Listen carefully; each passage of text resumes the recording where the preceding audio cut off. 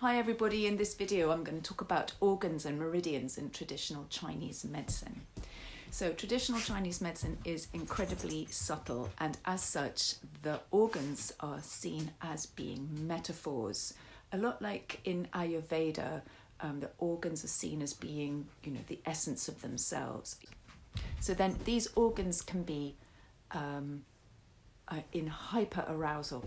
So they can be stressed and strained and wired and tired, or they can be sluggish and weak. So they can be underpowered and just under energized.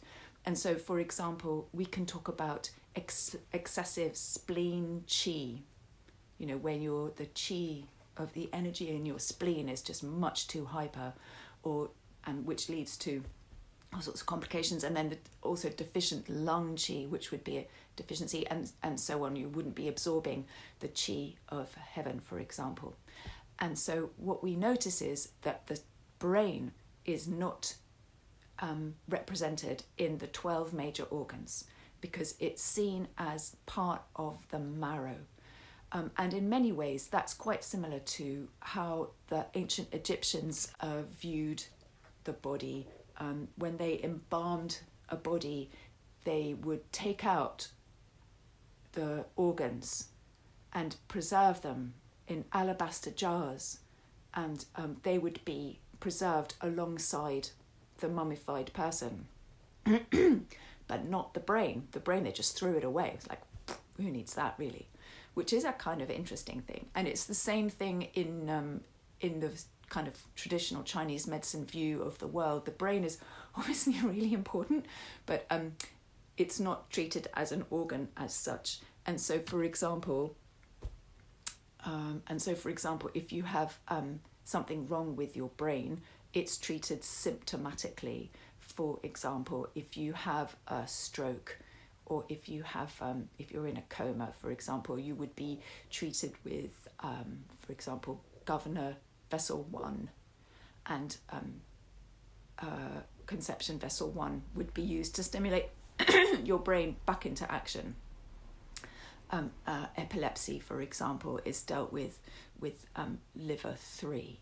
So they're on different meridians. You deal with the different types of afflictions symptomatically.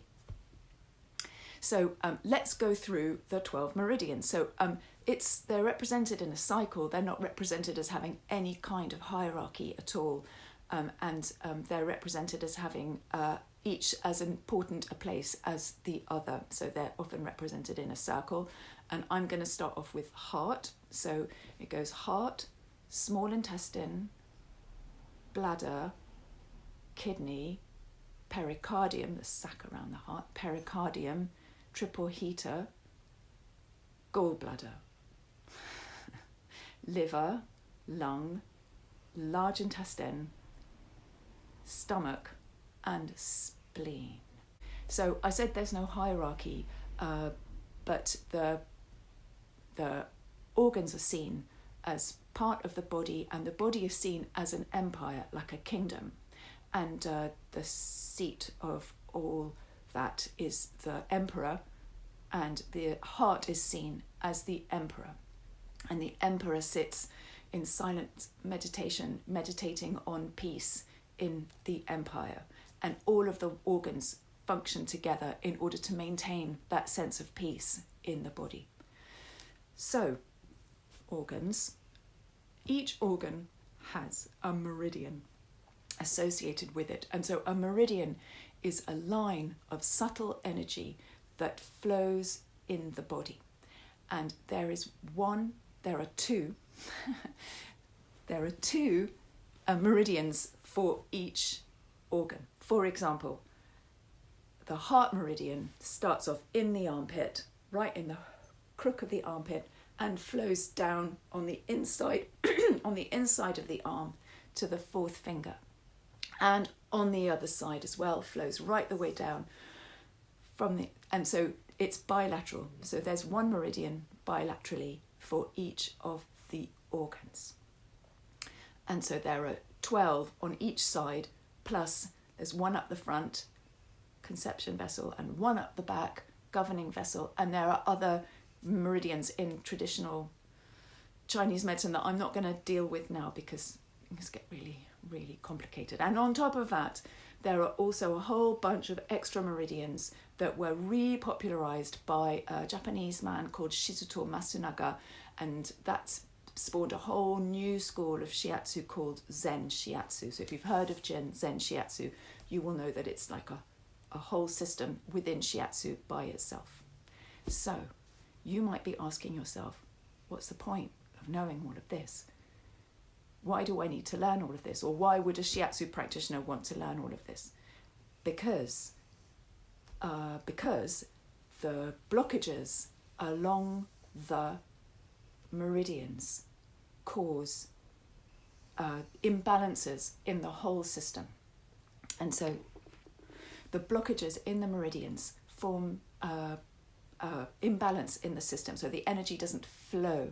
When we talk about flowing of energy, some people, I think somebody in Korea has actually found the meridians in a physiological sense. So they found energy flowing in various places, and they correspond to the traditional, or we could say traditional Oriental medicine, because it's not just in China, it's also in Korea and Japan and Tibet and Taiwan, etc., etc. So, and then also there's a man called Dr. Daniel Keown. Oh, gosh, I really hope I pronounced that right. And then he's an acupuncturist and also a medical doctor, and he's written a book about the similarities and differences between traditional Chinese medicine and allopathic Western view of medicine. So what's really interesting about these meridians, well, there's many different things that are really fascinating about these meridians, but the thing that's quite interesting is that along each meridian there are points that correspond to points. So for example, this one is quite a well-known point. This is the large intestine 4 point, and this large intestine 4 point is a great releaser. And each of these points, so when you go and have acupuncture, these are the points that are stimulated with needles. And when you have shiatsu, these points are stimulated with the finger, because shiatsu means finger pressure. Anyway, in the next video, I'm going to be talking about tsubos, acupoints, acupressure points. And so please join me then. Thanks for watching. Bye.